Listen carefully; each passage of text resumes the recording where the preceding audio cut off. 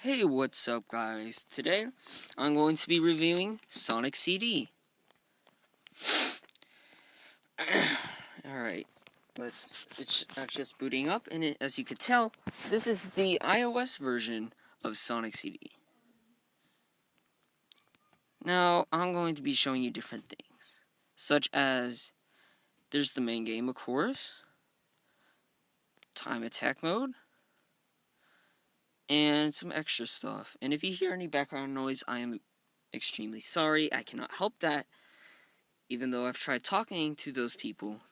Anyway, I'm just going to be showing off some levels in time attack while I commentate on the game. Now, to give you a little backstory on the game's development, the original version of this game, it was going to be one of the launch titles for the CD, as the Genesis by this time was midway through its lifespan. However, the Super Nintendo was way more advanced. In the CD, basically, it made where you can actually use actual instruments for the music and different things like that, and slightly better graphics and things like that.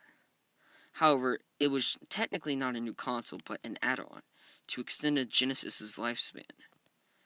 However, as you could tell, since there weren't many very good CD games other than this was, well, yeah, the CD wasn't successful. This game was actually planned to be released before Sonic 2 because it was started development before Sonic 2, which Sonic 2 was made by the A-Team. That's why it feels more like a Sonic game. Anyway, this game is it was made by the B-Team, the people who make minor Sonic games that people don't pay as much of attention to. And the only major one I could think of, other than this, that they made is Sonic Colors. But yeah, so that means the Spin Dash was supposed to be originally be in this game first, but then since this game came after Sonic 2, the Spin Dash seems a little weird. I'll show you what I mean in the next level. Anyway, as you can see, I'm playing through time attack mode, which relies on you only have one life, which means checkpoints are useless. And yeah. And you still have the time limit. However, it records your top 3 best times. And every time you approve a time, it moves the other time down to the spot below. So yeah, it's pretty neat. But yeah, it makes it slightly harder, but where you don't have to do a playthrough to play certain levels that you want to, unlike in Sonic 1, which did not have a time attack, neither did Sonic 2, which I like that this game had time attack.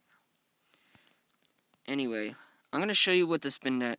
See, this is the CD Spin Dash. It works slightly different and looks quite a bit different.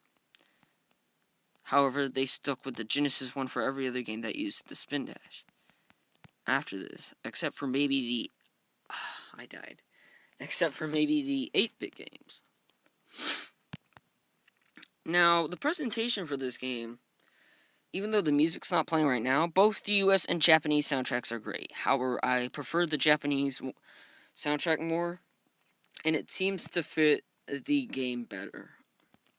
As well as the sound effects are pretty good, and it has a few voice clips of one of the artists or one of the people who works on Sonic CD for the voice acting. Anyway, so and then there was one more move that was introduced in this, well, supposed to be introduced before Sonic 2, but yeah, the Super Peel Out. Sadly, it didn't make many. It only appeared in the 8-bit games and Sonic Lost World. But yeah, considering that was the last major Sonic game, Lost World, and the main canon, game canon that is, that's probably a good sign that it'll be back. Anyway, the Super Peel Out works like a faster Spin Dash, like a way faster and easier to charge up Spin Dash. Instead of pressing down and A, you press up and A to do it. Very simple. Hold up, A, charge for a few seconds, bam. However, you cannot attack enemies like the spin dash. But it has I don't know how to explain it, but it's basically a slightly faster version of the spin dash and works more efficiently. The graphics for this game look amazing.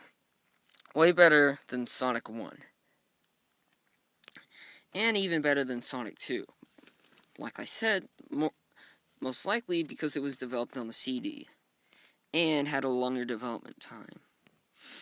Anyway, not to mention there are Sonic sprites seem slightly more detailed with a little bit of shadow, little bit of value in them, so to speak. If you're an artist, you know what I mean by that.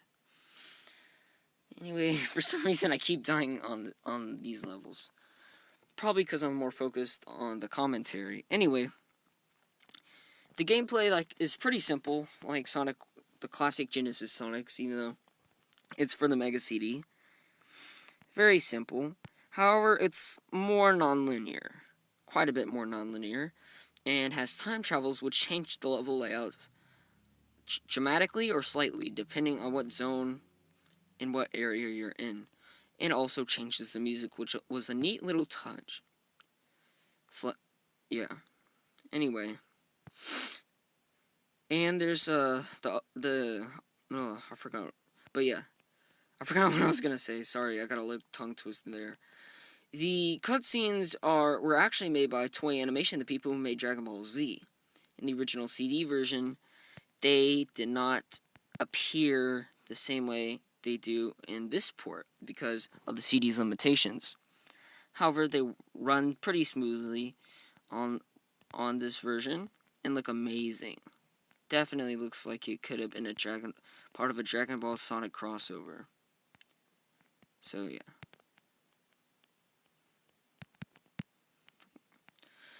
And then of course there are the extra contents. In this version, by the way, this is the definitive version, other than possibly the PC one. I haven't tried that one out.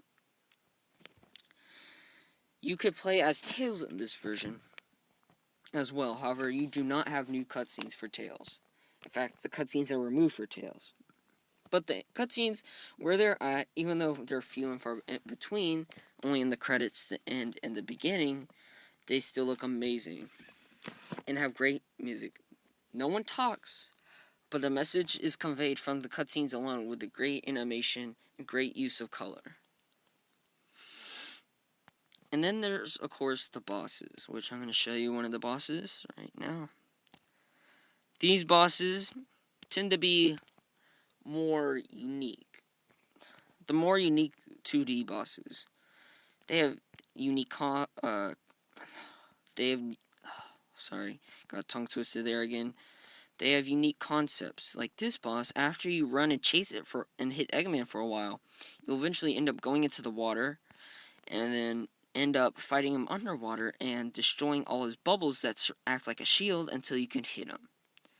And you'll need those bubbles because they also act as your air. So yeah. Overall, this game, it's pretty good. It has a few flaws, even this version. But overall, it's pretty fun. The only thing I wish it had was a 2-player mode, which for some reason this game didn't have, but Sonic 2 had. Probably though, because Tails wasn't introduced when they were developing the game, because Sonic 2 was supposed to be released later. But yeah, the graphics, great. The animations are way smoother in this version, and it's only about $3, I believe, on the App Store. The Android Google Play Store, I do not know, however. But yeah, pretty soon I'll be finishing up this boss. Overall, I'd give this game about a 9 out of 10 because it's not perfect.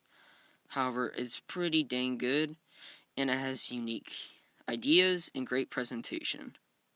And runs really smoothly and has great music. And with that, I defeated the boss, destroyed the capsule, and the end of the review. Alright, I'll see you guys later. Peace. See you guys. Adios.